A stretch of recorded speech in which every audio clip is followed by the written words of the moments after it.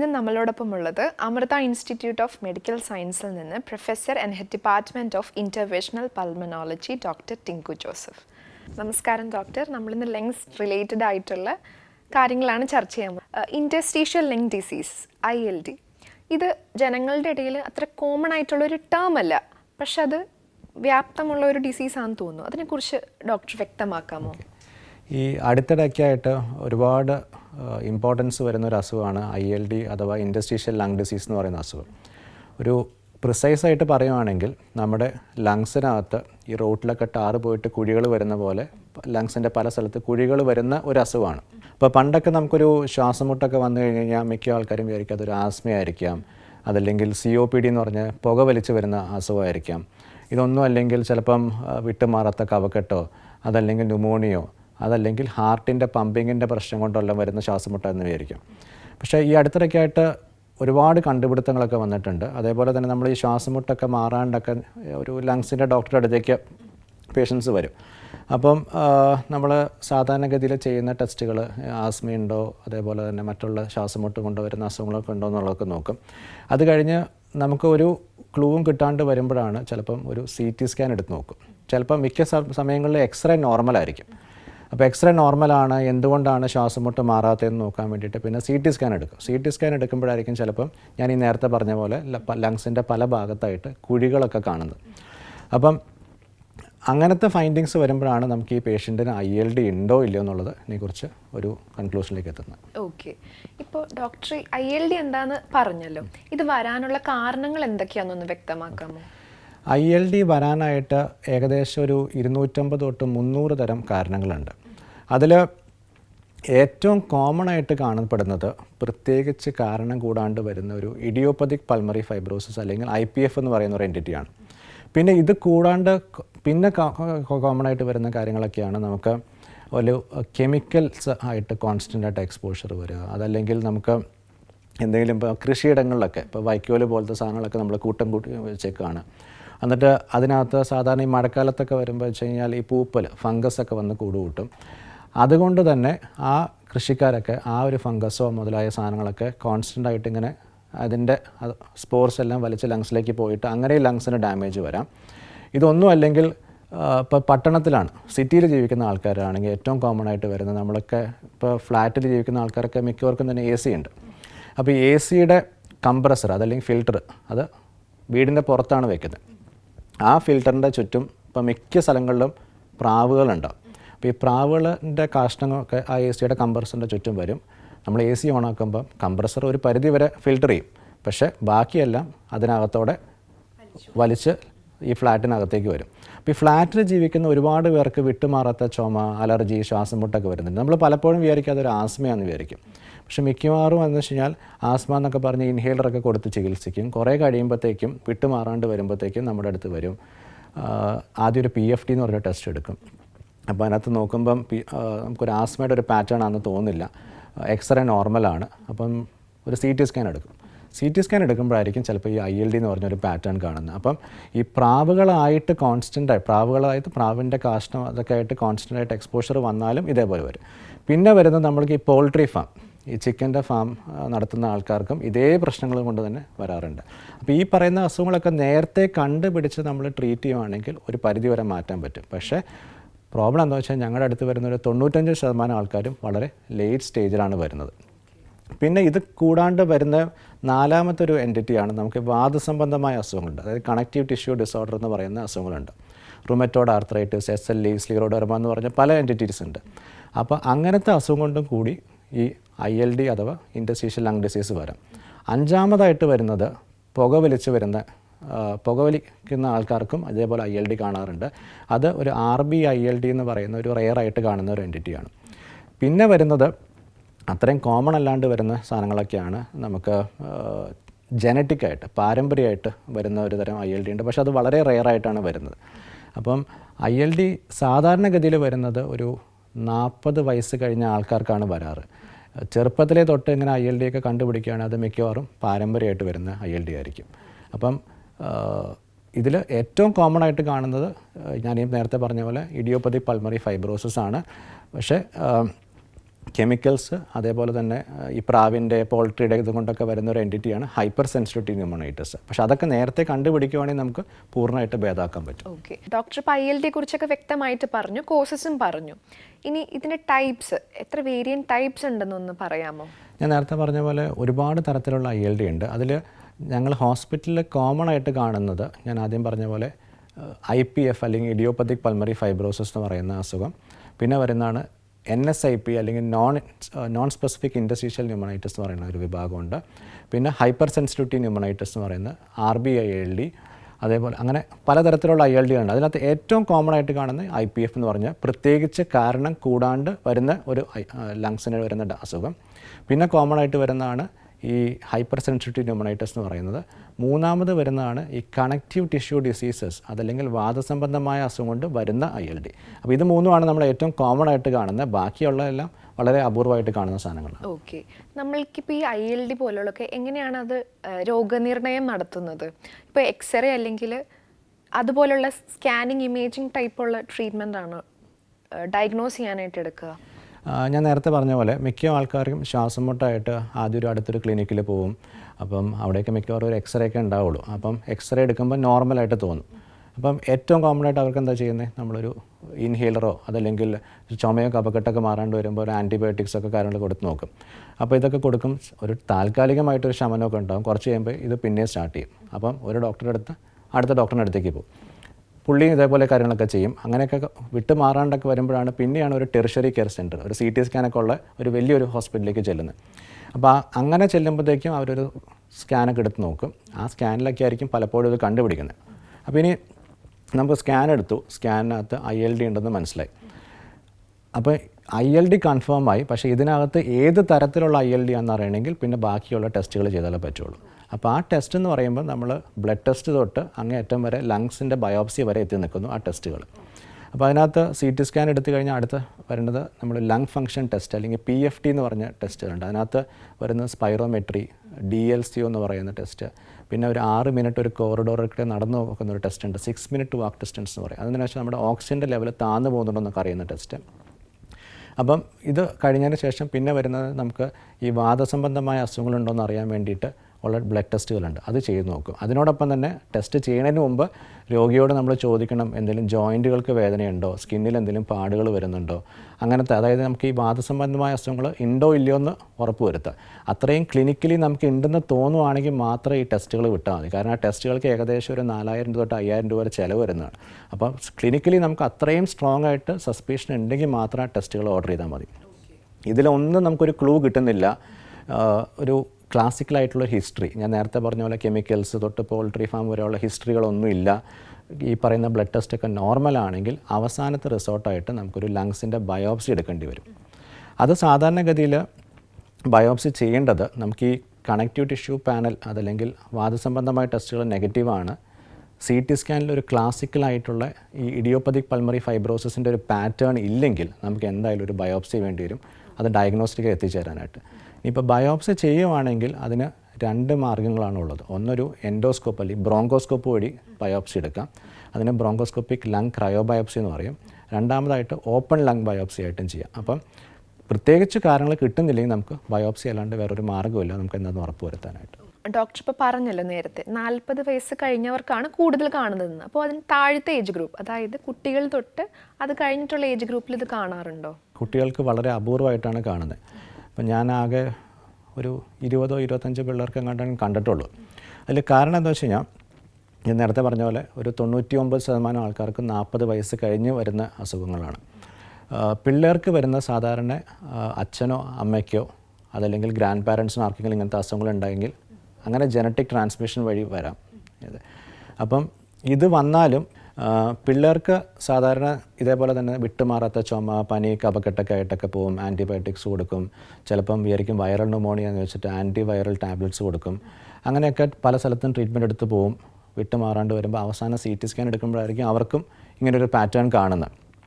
പക്ഷേ നമുക്ക് ഈ പ്രായമുള്ള ആൾക്കാർ, അതിൽ 40 വയസ്സ് കഴിഞ്ഞ ആൾക്കാർക്ക് ലങ്സിൻ്റെ ബയോപ്സി എടുക്കുന്ന പോലെ അത്ര സേഫ് അല്ല പിള്ളേർക്ക് ബയോപ്സി എടുക്കുന്നത്. അപ്പോൾ പലപ്പോഴും നമുക്ക് ഒരു 100% ഡയഗ്നോസിലേക്ക് എത്തിപ്പെടാനായിട്ടൊരു ബുദ്ധിമുട്ട് വരും. അപ്പം പക്ഷേ വേറൊരു മാർഗ്ഗങ്ങളില്ലെങ്കിൽ നമുക്ക് ബയോപ്സി അല്ലാണ്ട് വേറെ ഒരു ഓപ്ഷൻ ഇല്ല. പക്ഷേ ഇതിനകത്ത് വരുന്നൊരു പ്രോബ്ലം എന്താണെന്ന് വെച്ച് കഴിഞ്ഞാൽ പലപ്പോഴും ഇതൊരു ലേറ്റ് സ്റ്റേജ് ആകുമ്പോഴത്തേക്കും കുട്ടികളായാലും ശരി പ്രായമുള്ള ആൾക്കാരായാലും ശരി അവർ ഓക്സിജൻ സപ്പോർട്ടിലേക്ക് എത്തുന്ന ഒരു അവസ്ഥ വരും. അതായത് ഒരു 2-3 ലിറ്റർ ഓക്സിജൻ സപ്പോർട്ടിലിരിക്കുന്ന ആൾക്കാർ ഈ ഓക്സിജൻ്റെ ലെവൽ ക്രമാതീതമായിട്ട് താഴ്ന്നു പോകുന്നത്. നോർമലായിട്ട് വരുന്ന ഒരാൾക്ക് ശരാശരി ഒരു SpO2 അല്ലെങ്കിൽ ഓക്സിജൻ സാച്ചുറേഷൻ എന്ന് പറയുന്നത് 98%. അപ്പോൾ നമുക്കതൊരു 92ൻ്റെ താഴത്തേക്ക് വരുമ്പോഴത്തേക്കും നമുക്ക് ഓക്സിജൻ എന്തായാലും സപ്ലിമെൻറ്റ് ചെയ്യേണ്ടി വരും. അപ്പം 2-3 ലിറ്റർ ഓക്സിജൻ സപ്പോർട്ടിലിരിക്കുന്ന കുട്ടിയായാലും ശരി ഒരു അഡൽട്ട് ആയാലും ശരി നമുക്ക് ഈ പറയുന്ന ബയോപ്സി ഒന്നും പോസിബിൾ ആയിരിക്കില്ല. അപ്പം ഏറ്റവും ഇമ്പോർട്ടൻ്റ് എന്ന് വെച്ചാൽ നേരത്തെ കണ്ടുപിടിച്ച് കഴിഞ്ഞാൽ നമുക്ക് ഓക്സിജൻ സപ്പോർട്ടൊന്നും ഉണ്ടാവില്ല. ഈ പറയുന്ന ബയോപ്സിയോ കാര്യങ്ങളൊക്കെ നേരത്തെ ചെയ്ത് ഡയഗ്നോസ്റ്റിക് എത്തിപ്പെടാൻ പറ്റും. പക്ഷേ ലേറ്റ് ആയി കഴിഞ്ഞാൽ നമുക്ക് ഓപ്ഷൻസ് ഒക്കെ വളരെ ലിമിറ്റഡ് ആയി മാറും. ഡോക്ടർ ഇപ്പോൾ 2 ബയോപ്സിയെ കുറിച്ച് പറഞ്ഞു, ബ്രോങ്കോസ്കോപ്പൽ ക്രയോ ബയോപ്സിയെ കുറിച്ചും അല്ലെങ്കിൽ ഓപ്പൺ ബയോപ്സിയെ കുറിച്ചും പറഞ്ഞു. ഇത് രണ്ടും തമ്മിലുള്ള വ്യത്യാസം എന്താണെന്നൊന്ന് വ്യക്തമാക്കാമോ? നമുക്കൊരു 8 വർഷം മുമ്പ് വരെ ഇന്ത്യയിലാകെ അവൈലബിൾ ആയിരുന്ന ടെക്നോളജി ഓപ്പൺ ലങ് ബയോപ്സി അല്ലെങ്കിൽ സർജിക്കൽ ലങ് ബയോപ്സിയാണ്. സർജിക്കൽ ലങ് ബയോപ്സി എന്ന് വെച്ചാൽ നമ്മൾ കംപ്ലീറ്റ് അനസ്തേഷ്യ കൊടുത്ത് ഒരു കീ ഹോളായിട്ടോ അതല്ലെങ്കിൽ ഓപ്പൺ ആയിട്ട് ഒരു ലങ്സിൻ്റെ ഒരു പീസ് എടുത്ത് വിടുന്നതാണ്. പക്ഷേ പലപ്പോഴും നമ്മൾ ഈ പറഞ്ഞ കാറ്റഗറി ഓഫ് പേഷ്യൻസ് ILD വരുന്ന ആൾക്കാർക്ക് ഓപ്പൺ ലങ് ബയോപ്സി എപ്പോഴും കുറച്ചൊരു റിസ്ക് പിടിച്ച പ്രൊസീജിയർ ആയിരിക്കും. കാരണം ഒരു പ്രൊളോങ്ഡ് ആയിട്ടുള്ള ഒരു അനസ്തേഷ്യ ഒന്നും അവർക്ക് ടോളറേറ്റ് ചെയ്യാൻ പറ്റിയെന്ന് വരില്ല. അതേപോലെ തന്നെ ഈ പ്രൊസീജിയർ കഴിയുമ്പോൾ ഒരു ന്യൂമോതൊറാക്സ് എന്ന് പറഞ്ഞൊരു പ്രശ്നം വരാനുള്ള ചാൻസ് കൂടുതലാണ്. ന്യൂമോതൊറാക്സ് എന്ന് വെച്ചാൽ ലങ്സ് ചുരുങ്ങി പോകുന്ന ഒരു പ്രക്രിയ. അപ്പോൾ ഓൾറെഡി ലങ്സിന് ഇത്രയും ഡാമേജ് ഉള്ള ആൾക്കാർക്ക് ഒരു ലങ്സ് കൂടെ ചുരുങ്ങിപ്പോയി കഴിഞ്ഞാൽ ചിലപ്പോൾ അവർക്ക് അത് ടോളറേറ്റ് ചെയ്യാൻ പറ്റിയെന്ന് വരില്ല. അപ്പോൾ അങ്ങനെ ഉള്ള ആൾക്കാർ ചിലപ്പോൾ വെന്റിലേറ്ററിലേക്ക് പോകാം, ചിലപ്പം ലൈഫിന് തന്നെ പ്രശ്നം വരാം. അതേപോലെ കോസ്റ്റും വളരെ കൂടുതലാണ്. അപ്പോൾ നമുക്കതിന് ഓൾട്ടർനേറ്റീവായിട്ട് 2016 തൊട്ട് ഇന്ത്യയിൽ അവൈലബിൾ ആയിട്ടുള്ള ഒരു ടെക്നോളജിയാണ് ഈ ബ്രോങ്കോസ്കോപ്പിക് ലങ് ക്രയോബയോപ്സി എന്ന് പറയുന്നത്. താരതമ്യേന ഈ ഓപ്പൺ ലങ് ബയോപ്സിനേക്കാളും കുറച്ചുകൂടെ സേഫറാണ്. നമുക്കൊരു ഷോർട്ട് പ്രൊസീജിയറാണ്. മിക്കവാറും രാവിലെ വന്നു കഴിഞ്ഞാൽ ചെയ്തിട്ട് വൈകുന്നേരം ആകുമ്പോഴത്തേക്കും വീട്ടിൽ പോകാൻ പറ്റുന്നൊരു പ്രൊസീജിയറാണ്. ഇതിൻ്റെ ഡയഗ്നോസ്റ്റിക് ഈൽഡ് വരുന്ന ഒരു 90% വരെ നമുക്ക് പോസിറ്റീവായിട്ട് കിട്ടാറുണ്ട്. ഏകദേശം ഒരു 20 മിനിറ്റൊക്കെയാണ് ചെയ്യാനായിട്ട് എടുക്കുകയുള്ളൂ. അപ്പം നമ്മൾ പക്ഷേ എല്ലാ പേഷ്യൻറ്റും ഈ ബ്രോങ്കോസ്കോപ്പിക് ലങ് ക്രയോബയോപ്സിക്ക് ഫിറ്റ് ആയണമെന്ന് വരുന്നില്ല. കാരണം നമ്മളൊരു ഒരുപാട് ഓക്സിജൻ സപ്പോർട്ടിലൊക്കെ ഇരിക്കുന്ന ഒരു പേഷ്യൻ്റ് ആണെങ്കിൽ ഈ പറയുന്ന 2 പ്രൊസീജിയറും നടക്കാൻ പോകുന്നില്ല. ഇപ്പോൾ ഡോക്ടർ പറഞ്ഞില്ല ഇങ്ങനെ ചെയ്യുമ്പോൾ ന്യൂമോതൊറാക്സ് വരാം, അങ്ങനെയുള്ള സാഹചര്യങ്ങളിൽ അപ്പോൾ എന്താ ചെയ്യുക? അതായത് ന്യൂമോതൊറാക്സ് വന്നു കഴിഞ്ഞ് കഴിഞ്ഞാൽ അപ്പം നമ്മൾ ഈ പ്രൊസീജിയർ ചെയ്യണമെന്നില്ല ന്യൂമോതൊറാക്സ് വരാനായിട്ട്. സാധാരണ ഈ ലങ്സിൽ ഇത്രയും ഡാമേജ് വരുന്ന ആൾക്കാർക്ക് ഈ ILD വരുന്ന എസ്പെഷ്യലി ILD പേഷ്യൻസിന് എന്താ പറ്റുന്നത് വെച്ച് കഴിഞ്ഞാൽ നമുക്കൊരു ലോങ് സ്റ്റാൻഡിംഗ് ആയിട്ട് വരുന്നൊരു കോംപ്ലിക്കേഷനാണ് ഈ പറയുന്ന കൊമളകൾ അല്ലെങ്കിൽ ലങ്സിൽ വന്നേക്കുന്ന ഡാമേജ് പൊട്ടിയിട്ട് വേണമെങ്കിൽ ന്യൂമോതൊറാക്സ് വരാം. അപ്പോൾ അങ്ങനെ വന്നു കഴിഞ്ഞാൽ പെട്ടെന്ന് ഒരു ലങ്സ് അങ്ങ് ചുരുങ്ങിപ്പോവും. അപ്പം ഈ ILD ഉള്ള ആൾക്കാർ പെട്ടെന്ന് വീട്ടിൽ വെച്ച് എനിക്ക് ശ്വാസം മുട്ട് കൂടി അതല്ലെങ്കിൽ ഓക്സിജൻ ലെവൽ താഴ്ന്നു പോകാമെന്നൊക്കെ നമ്മൾ എപ്പോഴും സസ്പെക്ട് ചെയ്യേണ്ടത് ഒന്നല്ലെങ്കിൽ പേഷ്യൻറ്റിന് ന്യൂമോതൊറാക്സ് വന്നു, അതല്ലെങ്കിൽ ഒരു പൾമണറി എംബോളിസം എന്ന് പറഞ്ഞൊരു കോംപ്ലിക്കേഷൻ വന്നു. അത് ഹാർട്ടിൽ നിന്ന് ലങ്സിലേക്ക് പോകുന്ന രക്തക്കുഴലിൽ വരുന്ന ബ്ലോക്കാണ് പൾമണറി എംബോളിസം. അപ്പോൾ ന്യൂമോതൊറാക്സ് പെട്ടെന്ന് എങ്ങാനും വീട്ടിൽ വെച്ച് എങ്ങാനും ഉണ്ടായിക്കഴിഞ്ഞ് കഴിഞ്ഞാൽ നമുക്കത് ഡയഗ്നോസ് ചെയ്യാൻ പാടാണ്. അപ്പം ഏറ്റവും അടുത്തൊരു ക്ലിനിക്കിൽ ചെന്നു. ആ ക്ലിനിക്കിൽ ഒരു അൾട്രാസൗണ്ടോ അല്ലെങ്കിൽ ഒരു എക്സ്റേ ഉണ്ടോ നമ്മൾ കണ്ടുപിടിച്ചു. പക്ഷേ വേറെ ഫർദറായിട്ട് മാനേജ് ചെയ്യാൻ ഫെസിലിറ്റികളൊന്നും ഇല്ലെങ്കിൽ ഇമ്മീഡിയറ്റ് ആയിട്ട് ചെയ്യേണ്ടത് ഒരു അത്യാവശ്യം വലിപ്പമുള്ള ഒരു സൂചി നമ്മുടെ ചെസ്റ്റിൻ്റെ ഇവിടെ കടത്തി വിട്ടിട്ട് ആ എയർ എത്രയും പെട്ടെന്ന് പുറത്തേക്ക് കളയാന്നുള്ളതാണ്. അത് കളയുമ്പോൾ തന്നെ ഒരുവിധം ലങ്സ് എക്സ്പാൻഡ് ആയി വരും. ഇനി എന്നിട്ട് ശരിയാവുന്നില്ലെങ്കിൽ പിന്നെ വരുന്നൊരു ഓപ്ഷനാണ് ചെസ്റ്റ് ട്യൂബ് ഇൻസേർഷൻ എന്ന് പറയും. ഒരു പല സൈസിലുള്ള ട്യൂബുകളുണ്ട്. അതായത് നമുക്കൊരു 18 ഫ്രഞ്ച് തൊട്ട് 28 ഫ്രഞ്ച് വരെയുള്ള ട്യൂബുകളുണ്ട്. അപ്പോൾ അതിനകത്ത് പറയുന്നൊരു ചെറിയ ട്യൂബ് മതി, 18 അല്ലെങ്കിൽ 20 സൈസിലുള്ള ഒരു ചെറിയൊരു ചെസ്റ്റ് ട്യൂബ് ICD എന്ന് പറയും. ആ ട്യൂബ് ലങ്സിനകത്തേക്കല്ല, ഈ പറയുന്ന പ്ലൂറൽ ക്യാവിറ്റി, ലങ്സിന് വെളിയിലുള്ളൊരു പാട പോലത്തെ ഒരു കവറിംഗ് ആണ് പ്ലൂറൽ ക്യാവിറ്റി. അതിനകത്തേക്ക് കടത്തി വിട്ടിട്ട് എയർ പുറത്തേക്ക് ലീക്ക് ചെയ്ത് കളയുമ്പോഴത്തേക്കും ലങ്സ് എക്സ്പാൻഡ് ആയി വരും. ഓക്കെ, ഡോക്ടർ നേരത്തെ ILD വരാനുള്ള കാരണങ്ങൾ പറഞ്ഞപ്പോൾ ഇപ്പോൾ കെമിക്കലിൻ്റെ സാന്നിധ്യം കൊണ്ടാവാം അല്ലെങ്കിൽ പ്രാവുകളുടെയൊക്കെ, ഈ സ്മോക്കിംഗ് ഇതിനൊരു കാരണമാണോ? ഞാൻ ഒരുപാട് കാര്യങ്ങൾ പറഞ്ഞു. അപ്പം കേട്ടിരിക്കുന്ന ആൾക്കാർ, ഇപ്പം പുകവലിക്കുന്ന ആൾക്കാരാണെങ്കിൽ ഒരുപാട് സന്തോഷിക്കേണ്ട.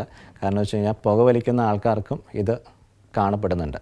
അപ്പം അതിൻ്റെ പ്രോബ്ലം എന്ന് വെച്ച് കഴിഞ്ഞാൽ ILD ഉള്ള ആൾക്കാരിൽ ഇപ്പോൾ അവർ പുകങ്ങനെ വലിക്കുന്ന ഒരാൾക്കാരാണെങ്കിൽ നമുക്ക് ലങ്സിൻ്റെ ഡാമേജ് 2 ഇരട്ടിയോ 4 ഇരട്ടിയോ ഒക്കെ കൂടുതലായിരിക്കും. കാരണം ഒരു COPD എന്ന് പറഞ്ഞ വേറെ ഉണ്ട്, പുകവലിക്കുന്ന ആൾക്കാർക്ക് വരുന്നതാണ്. അപ്പം ILD ഉള്ള ആൾക്കാർക്ക് ലങ്സിൻ്റെ കപ്പാസിറ്റി വളരെ താഴെയായിരിക്കും. അതിൻ്റെ ഒപ്പം പുകയും കൂടെ ചെല്ലുമ്പോഴത്തേക്കും ആ കപ്പാസിറ്റി പിന്നെ ഇങ്ങനെ കുറേ കൂടെ താഴത്തേക്ക് പോകും, അല്ലെങ്കിൽ കോംപ്ലിക്കേഷൻസ് വരാനുള്ള ചാൻസും കൂടുതലാണ്. അങ്ങനെയുള്ള ആൾക്കാർക്ക് ഈ ILDയുടെ ഒപ്പം തന്നെ ഒരു എംഫസീമ എന്ന് പറഞ്ഞൊരു ചേഞ്ചസും കൂടെ വരും CT സ്കാനകത്ത്. അപ്പം അത് കൂടാണ്ട് പിന്നെ പുകവലിക്കുന്ന ആൾക്കാർക്ക് മാത്രമായിട്ട് വരുന്ന ഒരു ടൈപ്പ് ഓഫ് ILD ആണ് RBILD അല്ലെങ്കിൽ റെസ്പിറേറ്ററി ബ്രോങ്കിയോലൈറ്റിസ് ഒബ്ലിട്രാൻസ് എന്ന് പറഞ്ഞ ഒരു എൻറ്റിറ്റിയും കൂടെ വരും. അപ്പം പുകവലിക്കുന്ന ആൾക്കാർ ഒട്ടും ആശ്വസിക്കേണ്ടതല്ല, അവർക്ക് കോംപ്ലിക്കേഷൻസ് വരാനുള്ള ചാൻസ് എന്തുകൊണ്ടും 4 ഇരട്ടി കൂടുതലാണ്. ഓക്കെ. അതുപോലെ തന്നെ ഡോക്ടർ, നമ്മൾക്ക് ഈ ILD വന്നാൽ നമ്മൾക്ക് ഈ മരുന്നുകളുടെ സഹായത്തോടെ ഏതെങ്കിലും സർജറികൾ ഇല്ലാണ്ട് പിടിച്ചു നിൽക്കാൻ പറ്റുമോ? ILDയുടെ ഒരു പ്രോബ്ലം എന്താണെന്ന് വെച്ച് കഴിഞ്ഞാൽ നമുക്ക് മറ്റുള്ള റെസ്പിറേറ്ററി ഡിസീസസ് പോലെയല്ല, ട്രീറ്റ്മെൻറ്റ് ഓപ്ഷൻസ് വളരെ പരിമിതമാണ്. അപ്പം ഇതിൻ്റെ ഏറ്റവും ഇമ്പോർട്ടൻ്റ് ആയിട്ടുള്ള ഒരു ആസ്പെക്റ്റ് എന്ന് വെച്ചാൽ നമ്മൾ എത്രയും നേരത്തെ കണ്ടുപിടിക്കുക. അപ്പം അതിനകത്ത് ഒരു ഹൈപ്പർ സെൻസിറ്റിവിറ്റി ന്യൂമണൈറ്റിസ് എന്ന് പറയുന്ന അസുഖം, അത് വരാനുള്ള കാരണം ഞാൻ നേരത്തെ പറഞ്ഞു എന്തുകൊണ്ടൊക്കെയാണ് വരുന്നത്, ആ കാരണം കണ്ടുപിടിക്കുക. അതായത് ഇപ്പോൾ ഈ പ്രാവിൻ്റെ അതല്ലെങ്കിൽ പോൾട്രി ഫാമിൻ്റെ കെമിക്കൽസിൻ്റെ ഒക്കെ ആയിട്ട് കണ്ടിന്യൂസ് ആയിട്ടുള്ളൊരു എക്സ്പോഷർ ഉണ്ടെങ്കിൽ എത്രയും പെട്ടെന്ന് അത് ആ ജോലി അങ്ങ് മാറ്റുക.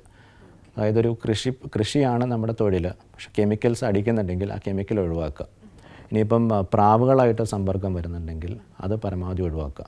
അതാണ് അതിൻ്റെ ഫസ്റ്റ് ലൈൻ ഓഫ് ട്രീറ്റ്മെൻറ്റ്. അതായത് ഫർദറായിട്ടുള്ള ഡാമേജ് ഒഴിവാക്കാൻ പറ്റും. കാരണം ഈ പറയുന്ന എല്ലാ അസുഖത്തിനകത്തും ലങ്സിൽ വന്നേക്കുന്ന ഡാമേജ് പെർമനൻ്റ് ആയിട്ടുള്ള ഡാമേജ്, അതൊരു കാരണവശാലും പഴയതുപടി നമുക്ക് ഞാനല്ല ആര് വിചാരിച്ചാലും പഴയതുപടി റിവേഴ്സ് ഇത് നോർമലാക്കാൻ പറ്റില്ല. ഒരു പൾമനോളജിസ്റ്റിന് ചെയ്യാൻ പറ്റുന്നൊരു കാര്യം എന്താണെന്ന് വെച്ചാൽ നമുക്ക് വന്നേക്കുന്ന ഡാമേജ് വന്നു, ഇനി ഫർദറായിട്ട് പ്രോഗ്രസ് ചെയ്യാണ്ടിരിക്കാനുള്ള മരുന്നുകൾ തരും. അപ്പോൾ ആ മരുന്നുകളെന്ന് വെച്ചാൽ അത് ഏത് ടൈപ്പ് ILD ആണെന്നനുസരിച്ചിരിക്കും. ഇനിയിപ്പോൾ നമുക്ക് വാദസംബന്ധമായ അസുഖം കൊണ്ട് വന്നേക്കുന്ന ILD ആണെങ്കിൽ എന്താണോ ആ വാദസംബന്ധമായ അസുഖം, ആ അസുഖത്തിനെ ട്രീറ്റ് ചെയ്യുന്നതാണ് ഇതിൻ്റെ മെയിൻ സ്റ്റേ. ഹൈപ്പർ സെൻസിറ്റീവ് ന്യൂമണൈറ്റിസ് ആണ് ഞാൻ നേരത്തെ പറഞ്ഞ പോലെ, അതിൻ്റെ എക്സ്പോഷർ പരമാവധി കുറയ്ക്കുക.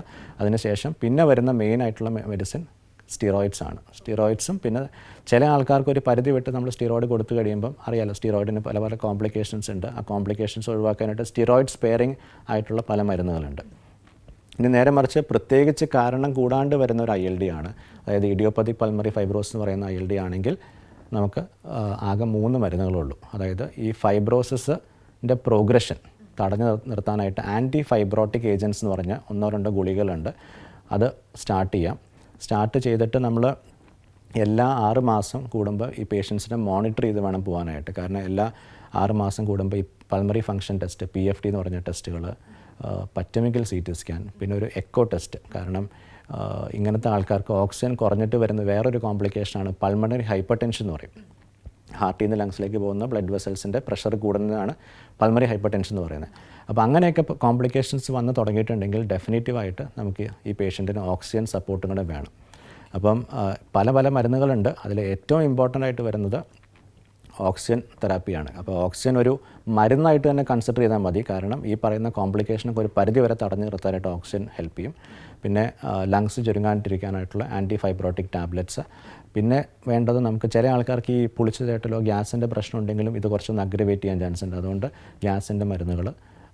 പിന്നെ നോർമലായിട്ടിരിക്കുന്ന ലങ്സിനകത്തേക്ക് ഇൻഫെക്ഷൻസ് ഒന്നും വരാണ്ടിരിക്കാനായിട്ട് പ്രതിരോധ കുത്തിവയ്പ്പുകൾ. നമ്മൾ ഈ കൊറോണയുടെയൊക്കെ വാക്സിനെ കുറിച്ച് കേട്ടിട്ടുണ്ട്. അതേപോലെ തന്നെയുള്ള വേറെ 2 വാക്സിൻ ഉണ്ട്, ന്യൂമോകോക്കൽ വാക്സിൻ, ഇൻഫ്ലുവൻസ വാക്സിൻ എന്ന് പറഞ്ഞു. അപ്പോൾ അത് ഈ ഒരു ഗ്രൂപ്പിലുള്ള ആൾക്കാർക്ക് ഒരു 80% വരെ നോർമലായിട്ടിരിക്കുന്ന ലങ്സിൽ ഒരു ന്യൂമോണിയോ കാര്യങ്ങളൊക്കെ വരാണ്ടിരിക്കാനായിട്ട് ഹെൽപ്പ് ചെയ്യും. അതിൽ ഈ പറയുന്ന 2 വാക്സിനിൽ ഇൻഫ്ലുവൻസ വാക്സിൻ എല്ലാ വർഷം എടുത്തു പോകേണ്ടതും, ന്യൂമോകോക്കൽ വാക്സിൻ ആദ്യത്തെ ഒരു വാക്സിൻ എടുത്തു കഴിഞ്ഞാൽ പിന്നെ അതിൻ്റെ ബൂസ്റ്റർ 1 വർഷം കഴിയുമ്പോൾ എടുക്കണം, പിന്നെ എല്ലാം 5 വർഷം കൂടുമ്പോൾ എടുത്തു പോകേണ്ടതാണ്. അപ്പം ഇതാണ് ഏകദേശം ഇതിൻ്റെ ഒരു ട്രീറ്റ്മെൻറ്റ്. ഡോക്ടർ, ഈ സ്മോക്കിംഗ് കൊണ്ട് ലങ് ക്യാൻസർ ഉണ്ടാവാനുള്ള ചാൻസ് എത്രത്തോളം ഉണ്ട്? ഈ ലങ് ക്യാൻസറിൽ ഒരു 80 to 90% വരുന്നത് പുകവലിക്കുന്ന ആൾക്കാർക്കാണ്. അപ്പം നമ്മുടെ സിഗരറ്റ് അല്ലെങ്കിൽ ബീഡി, ഇത് രണ്ടിലുമുള്ള നിക്കോട്ടിൻ അല്ലെങ്കിൽ ടാർ എന്ന് പറയുന്ന വസ്തു ലങ്സിനകത്ത് പോയി ഡെപ്പോസിറ്റ് ചെയ്ത് അത് ലോക്കലായിട്ട് ലങ്സിൽ അല്ലെങ്കിൽ ശ്വാസം എടുക്കുന്ന പാസേജിലൊക്കെ ഇറിറ്റേഷൻ ഉണ്ടാക്കിയിട്ട്, കാരണം അതൊരു ക്യാൻസർ ഉണ്ടാക്കുന്ന വസ്തുവാണ്, അത് അങ്ങനെയാണ് ക്യാൻസറായിട്ട് മാറുന്നത്. അതായത് ലോക്കലായിട്ട് ഇറിറ്റേഷൻ ഉണ്ടാക്കി അവിടെയുള്ള ജനറ്റിക് ട്രാൻസ്ഫോർമേഷൻ, അതല്ലെങ്കിൽ അവിടെയുള്ള കോശങ്ങൾക്ക് മാറ്റങ്ങൾ സംഭവിച്ചിട്ടാണ് അത് ക്യാൻസറായിട്ട് മാറുന്നത്. അപ്പം സിഗരറ്റ് അല്ലെങ്കിൽ ബീഡി ചാൻസസ് കൂടുതലാണ്. അതിൽ ബീഡിയിലാണ് കുറച്ചും കൂടെ ചാൻസ് കൂടുതൽ. കാരണം എന്ന് വെച്ചാൽ ഒന്ന് ബീഡി ഉണ്ടാക്കുന്നത് തന്നെ ഒരു ടുബാക്കോ ലീഫ് വെച്ചിട്ടാണ്. പിന്നെ സിഗരറ്റിനെ പോലെ ബീഡിക്ക് അകത്തൊരു ഫിൽറ്റർ ഇല്ല. അപ്പം വലിക്കുന്ന പുക മൊത്തം നമ്മുടെ ലങ്സിനകത്തേക്ക് പോകും. സിഗരറ്റ് ആണെങ്കിൽ ഒരു പരിധി വരെ തടഞ്ഞു നിർത്താനായിട്ട് സാധിക്കും, കാരണം ഫിൽറ്റർ ഉള്ളതുകൊണ്ട്. ഡോക്ടർ, ഇപ്പോൾ ഈ കൂടുതലായിട്ട് കണ്ടുവരുന്നൊരു സാധനമാണ് ഈ സിഗരറ്റ്. ഇത് യൂസ് ചെയ്യുന്നത് സേഫ് ആണോ? ഇ സിഗരറ്റ്സ് ഏറ്റവും കോമൺ ആയിട്ട് യൂസ് ചെയ്യുന്ന കോളേജ് സ്റ്റുഡൻസ് ആണ്. അതേപോലെ തന്നെ ഞാൻ തുടങ്ങുന്നതിന് മുമ്പായിട്ട് പറയുന്ന E cigarettes government of India ban ചെയ്തേക്കുന്ന സാധനമാണ്. എന്നിരുന്നാലും ഓൺലൈൻ മാർക്കറ്റിലൊക്കെ ഇത് അവൈലബിൾ ആണ് ഇപ്പോഴും. ഇ സിഗരറ്റ്സ് യൂസ് ചെയ്യുന്നത് മിക്ക ആൾക്കാരും ഒരു ട്രെൻഡ് അല്ലെങ്കിൽ ഒരു ഫാഷൻ എന്നുള്ള രീതിയിലൊക്കെയാണ് ഇത് വന്ന കാലത്ത് യൂസ് ചെയ്തുകൊണ്ടിരുന്നത്. കാരണം എല്ലാവരും വിചാരിക്കും നമ്മൾ സിഗരറ്റ് വലിക്കുന്നതിനേക്കാളും സേഫാണ് ഈ സിഗരറ്റ് എന്ന് വിചാരിക്കും. അതല്ലെങ്കിൽ പിന്നെ പോയി സിഗരറ്റ് മേടിക്കേണ്ട ആവശ്യമില്ല എന്നൊക്കെ വിചാരിച്ചിട്ടാണ് ആൾക്കാർ ഇതിനകത്തേക്ക് പോകുന്നത്. പക്ഷേ ഞാൻ പറയുകയാണെങ്കിൽ ഒരുപാട് കണ്ടുപിടുത്തങ്ങളുണ്ട്. സിഗരറ്റിനേക്കാളും ഹാംഫുള്ളാണ് ഈ സിഗരറ്റ്. കാരണം അതിനകത്ത് യൂസ് ചെയ്യുന്ന കെമിക്കൽസ്, അതിനകത്ത് ഒരു കെമിക്കൽസ് ഉണ്ടാവും. ആ കെമിക്കൽസ് ലോഡ് ചെയ്തതിന് ശേഷം അതിനകത്ത് തന്നെ ഒരുപാട് കാർസിനോജൻസ്, അതായത് ക്യാൻസർ ഉണ്ടാക്കുന്ന വസ്തുക്കളുണ്ട്. അപ്പം സിഗരറ്റിനെ കമ്പയർ ചെയ്യുമ്പം ഒട്ടും സേഫ് അല്ല ഈ സിഗരറ്റ്സ്. രണ്ടും ഹാംഫുള്ളാണ്. അപ്പം ഈ സിഗരറ്റ്സ് എന്തുകൊണ്ടും സിഗരറ്റിനേക്കാളും കുറച്ചുകൂടെ കൂടുതൽ ഹാംഫുള്ളാണ്. അപ്പം ഈ സിഗരറ്റ്സും അതേപോലെ തന്നെ മൂന്നാമതായിട്ട് വരുന്നതാണ് ഫ്ലേവേർഡ് സിഗരറ്റ്സ് എന്ന് പറഞ്ഞത്. അതായത് ടുബാക്കോൻ്റെ അത്രയും സ്മെല്ലില്ലാത്ത വരുന്നതാണ്. അത് കോമൺ ആയിട്ട് യൂസ് ചെയ്യുന്ന ലേഡീസാണ്. അപ്പം അതിനകത്തെന്ന് വെച്ച് കഴിഞ്ഞാൽ ഈ ടുബാക്കോ ഉണ്ടാവും, അതിൻ്റെ ഒപ്പം തന്നെ ഒരു ഫ്ലേവറിങ് ഏജൻറ്റ് ഉണ്ടാവും. അപ്പം ആ ഫ്ലേവറിങ് ഏജൻറ്റിനകത്തും ഒരുപാട് കെമിക്കൽസ് ഉണ്ട്. അപ്പം ആ ഒരു സ്മെല്ല് ഉണ്ടാക്കാൻ വേണ്ടി യൂസ് ചെയ്യുന്ന ആ കെമിക്കലിനകത്തും ക്യാൻസർ ഉണ്ടാക്കുന്ന വസ്തുക്കളുണ്ട്. അതേപോലെ തന്നെ ടുബാക്കോനകത്തും ഉണ്ട്. അപ്പോൾ ഈ പറയുന്ന മൂന്നാണെങ്കിലും സാധാരണ യൂസ് ചെയ്യുന്ന സിഗരറ്റ് ആണെങ്കിലും ഈ സിഗരറ്റ് ആണെങ്കിലും ഫ്ലേവേർഡ് സിഗരറ്റ് ആണെങ്കിലും മൂന്നും ഒരേപോലെ ഹാംഫുള്ളാണ്. ശ്വാസകോശ സംബന്ധമായിട്ടുള്ള കുറേ ഡീറ്റെയിൽസ്, ഇൻഡസ്ട്രീഷ്യൽ ഡിസീസിനെ കുറിച്ചാണെങ്കിലും ലങ് ക്യാൻസറിനെ കുറിച്ചാണെങ്കിലും ഇൻ ഡീറ്റെയിൽ ഞങ്ങൾക്ക് കുറേ ഇൻഫർമേഷൻ ഡോക്ടർ ഷെയർ ചെയ്തു. Thank you so much doctor.